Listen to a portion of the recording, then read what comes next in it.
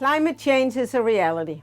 Scientists tell us about it, and it's something we read about in the news. But for poor and vulnerable communities, it's not only something they hear about. It is their reality, and it unfolds in front of their eyes. Locally led adaptation is critical, not only to deal with the longer-term impacts of climate change, but to prevent the immediate worst impacts of climate and weather-related disasters in vulnerable communities across the world. Countries across the globe are now taking up this once-in-a-lifetime opportunity to push the hard reset button to decarbonize economies and take decisive climate action.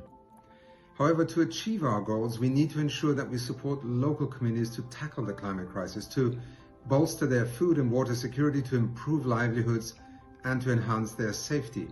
We see this as a critical initiative, one that will allow multiple organisations in all parts of the world to learn about the best ways to get money where it matters, but also to privilege the voices of the poorest and of those who are genuinely at the front lines of the climate crisis, those particularly in the least developed countries who've done least to create the problem, but are most exposed to its damages and its harms. The Global Resilience Partnership is committed to expanding support for these principles. We work directly with communities through initiatives like the Resilience Knowledge Coalition and the Voices from the Front Line, where we support Global South demand and expertise to take center stage. In Dan Church Aid, we believe that development starts from the ground.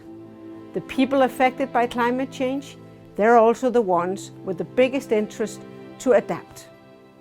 We must listen to their knowledge, their wishes, their concerns, and their visions for the future. That's why Dan Church Aid is endorsing the principles for locally led adaptation. The Local Climate Adaptive Living Facility is proud to endorse the 8 principles for locally led adaptation. Nobody knows what communities need to adapt better than the communities themselves. So, in the coming 5 years, led by our ambassador countries and other Locale member states, Locale is committed to doubling the size of this initiative. The GF stands ready to do our part to help raise the level of climate ambition in action at the local, national, and global levels, and to support locally led actions as a top priority. Through GF Least Developed Countries Fund and the Spatial Climate Change Fund, we will continue to increase our support for capacity building activities that help local communities develop innovative and impactful adaptation solutions.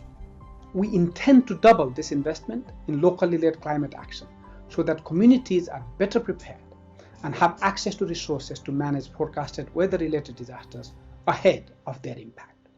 We will work to build local capacity and address the structural inequalities that prevent local communities and children from having the powerful voice they deserve.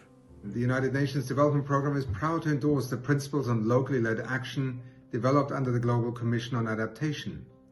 We at the Pan-African Climate Justice Alliance are pleased to commit to the principles of locally led climate action, simply because when you talk about adaptation in the international conversation on climate change, you talk about Africa.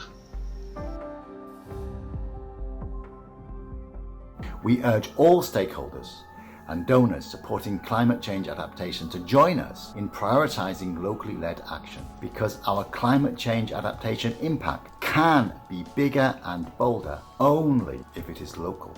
8 principles, 8 clear terms for action, 8 foundations for a future full of promise.